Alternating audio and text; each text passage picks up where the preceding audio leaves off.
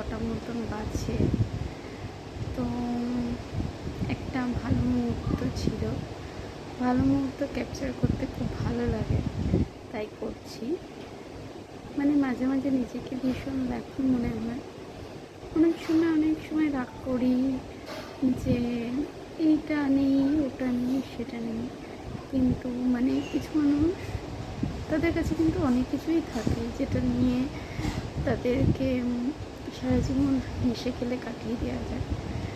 যেরকম আমার হাজব্যান্ড, আমার ছেলে প্রচুর এফোর্ট খাটায় যাতে আমি খুব আনন্দে থাকি। এটা এটা অনেক বড় পাওয়া। এই যেরকম তাপস অনেকটা এফোর্ট দিতে পারে না, কারণ ও কাজের মধ্যে সবসময় ব্যস্ত থাকে, কিন্তু যখন থাকে তখন যথেষ্ট এফোর্ট লাগায়।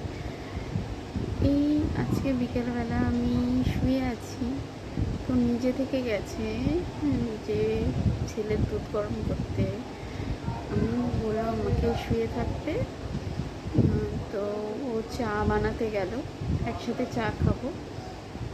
আর ছেলে এই যে আমাকে বিস্কিট এনে রেখে দিল যাতে আমি খুশি হই। তো চলো, এই দেখো আমার বর কি নিয়ে আসছে দেখো।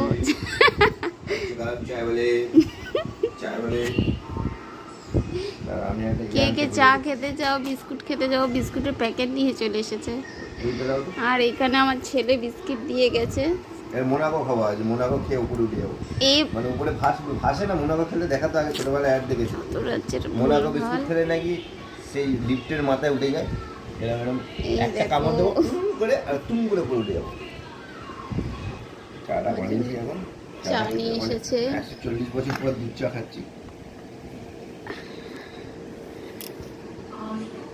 চলো চাটা খাই, টাটা।